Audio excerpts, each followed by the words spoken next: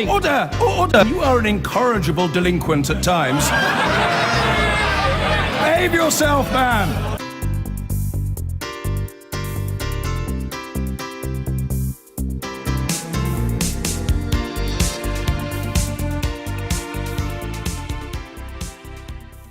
You might not know his name, but you will most likely know what 5-year-old Omran looks like. The traumatized, bloodied and almost resigned-looking little boy in the ambulance after an airstrike on a rebel-held neighbourhood in Aleppo. He stares at the camera as if to say, this is what's happening to thousands of children because adults are making a mess of the world. The image has been viewed by millions, but will it have any impact on the conflict in Syria? Here's Sakunda Kermani, and his piece features some disturbing images.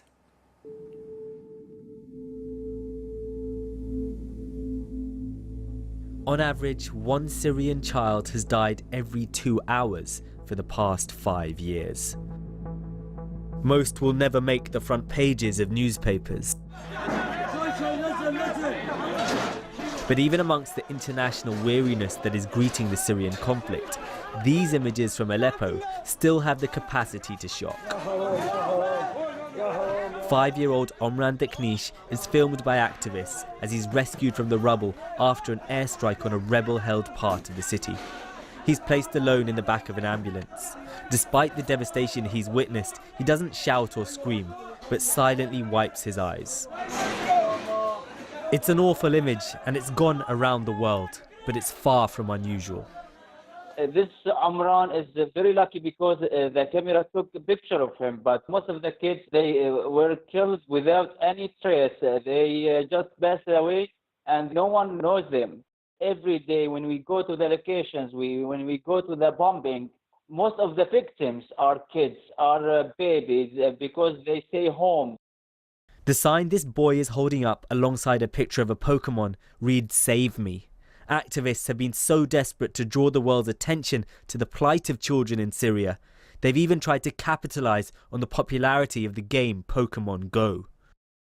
It's believed that around 400,000 people have been killed in the conflict.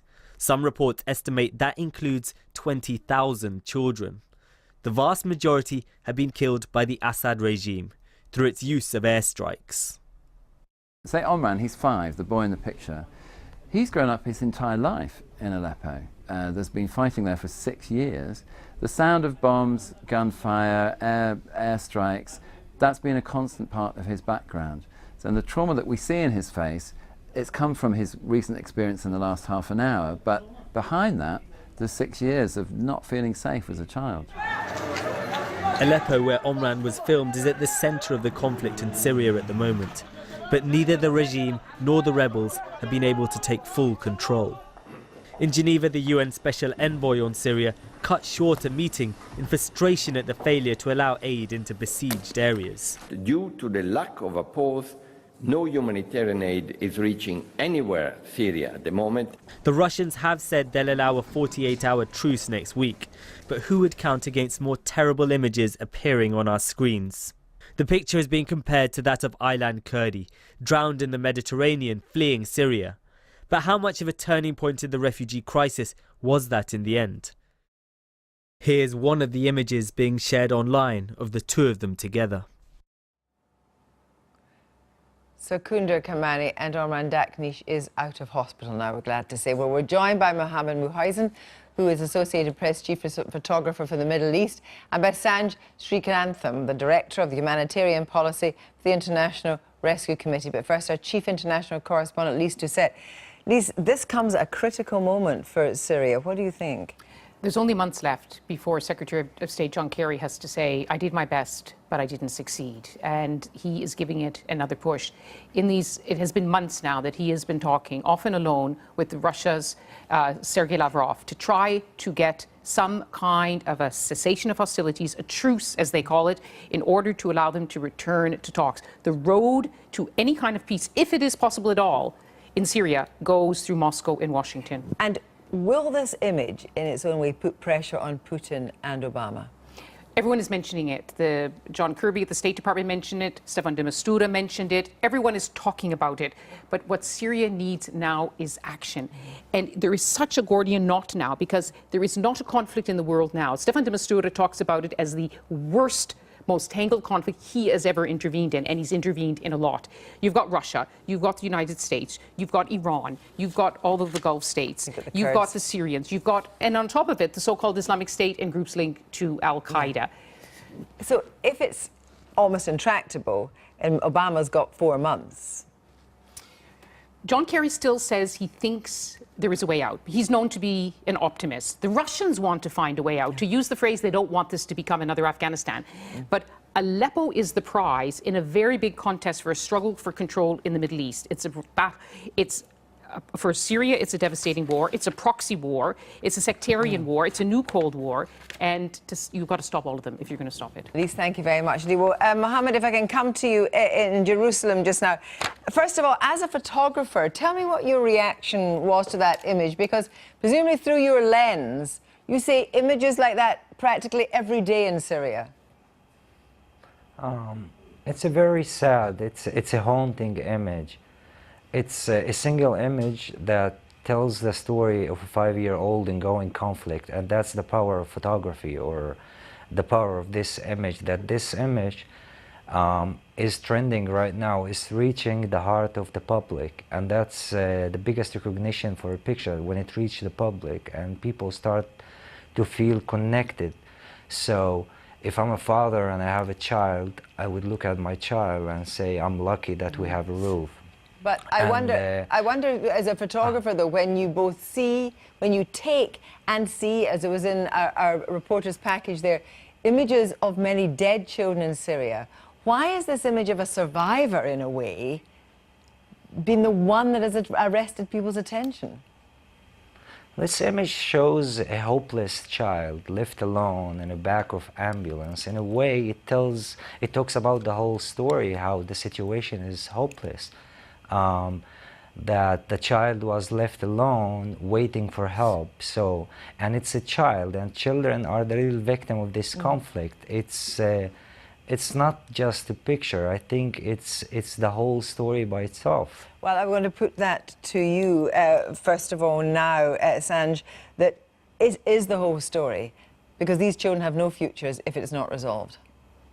That's right. I mean, they haven't had a future for 5 years. They've lived through war.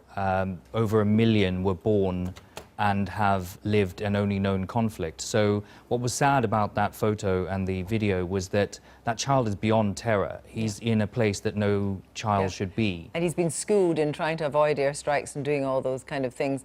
And we look at that image and we wonder if it won't make any difference. Do you think it will? Well, we know the image of Aylan Kurdi for a time arrested the world's attention, but it's only for a time. And so there's a window, an opportunity for a ceasefire where we can get aid into places like Aleppo that haven't received aid since early July. So if that image can at least achieve that, and that's not even the solution we're looking for, which is a permanent peace, it's something. But when we have, you know, the fact is that that little boy is sitting there, but we know that people on both sides of the divide are willing to put children in the front line anyway. That there is a kind of cynicism as well, isn't there? I think the sad reality is, and aid workers are the most cynical after 5 years of trying to do their best in these times, is that both sides are more interested in winning the conflict than saving children's lives. And that's the sad truth. Mohammed, are you very much aware when you're taking a photograph of the photograph that might be counterintuitively the one that does make a difference? Look, it depends. What I believe that the importance of photography, the importance of being there, that sometimes there are many events happens that wasn't captured or documented, so it feels like it never happened. But luckily this picture was captured and went out there. So this is also the importance of journalism, photojournalism. If we have access to document things, we will see a lot of that. And this is, I believe there is dozens of images happening and nobody captured it. But so do you believe that your work, do you believe that your work can make a difference? Of course, of course. I think simply when the pictures start goes out there, people start talking about it, it already created a change, that it reached people's hearts and minds, changed people's way of looking and thinking of things. Instead of thinking of Syria, now there is a name, there is a kid called Omran. So it makes people think, instead that not thinking of what's happening in Syria, because it doesn't involve us right now. People are aware that there is a conflict going on, so it's a reminder. Sanj, can I just say, thank you very much. Sanj, there would be a temptation, wouldn't there, for aid agencies and so forth, and different rescue missions to use an image like this? I don't think we use the image. It's happening every day. And in fact, the photographer who took it said, I was surprised because I take photos like this every day. It's the reality. I think if people who watch the image and see the story behind it realize the sacrifices not just families are making, but the 35 remaining doctors in Aleppo are making, then that's, I think, something worthy. Yeah, we forget that the doctors are they're few and far between now. And we should also say that we know that 5 children did die today, and you know, perhaps we should have their image up as well.